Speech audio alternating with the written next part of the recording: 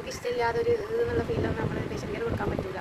Hi, അപ്പോൾ ഇന്നത്തെ എൻ്റെ വീഡിയോ എന്ന് പറയുന്നത് +2 കുട്ടിയേക്കാണ്. കാരണം അന്ന് എനിക്ക് ജോലിയൊന്നും കിട്ടിയില്ല, പണിയൊന്നും ആയില്ല എന്ന് പറഞ്ഞിട്ട് വീഡിയോയുടെ ടൈമിൽ കുറേ കുട്ടികൾക്ക് മെസ്സേജ്, കുറേയൊന്നും പറയില്ല, ഒരു 4-5 കുട്ടികൾക്ക് മെസ്സേജ് അയച്ചിട്ടുണ്ടായിരുന്നു. സ്കോപ്പില്ല ഇപ്പോൾ എടുക്കണം വിചാരിക്കുന്നത് അങ്ങനെയൊക്കെ പറഞ്ഞിട്ട്.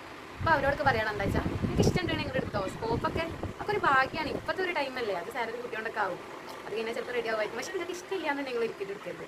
അതായത് റിലേറ്റീവ്സിൻ്റെ സൈഡിൽ നിന്നുള്ള പ്രഷർ, ഫാമിലീൻ്റെ പ്രഷർ, അല്ലെങ്കിൽ ഫ്രണ്ട്സ് നമുക്ക് ഒരുമിച്ച് എടുക്കാമെന്ന് പറയും, അങ്ങനെ നിങ്ങൾ എടുക്കരുത്. നിങ്ങൾക്ക് ഇഷ്ടമുണ്ടെങ്കിൽ മാത്രം എടുക്കുക. കാരണം പേഷ്യൻ്റ് കെയർ എന്നൊക്കെ പറയുമ്പോൾ നമുക്ക് അതിനോട് ഇഷ്ടമുണ്ടെങ്കിൽ മാത്രമേ അത്രയും നല്ലപോലെ സിൻസിയറായി ചെയ്യാൻ പറ്റുള്ളൂ.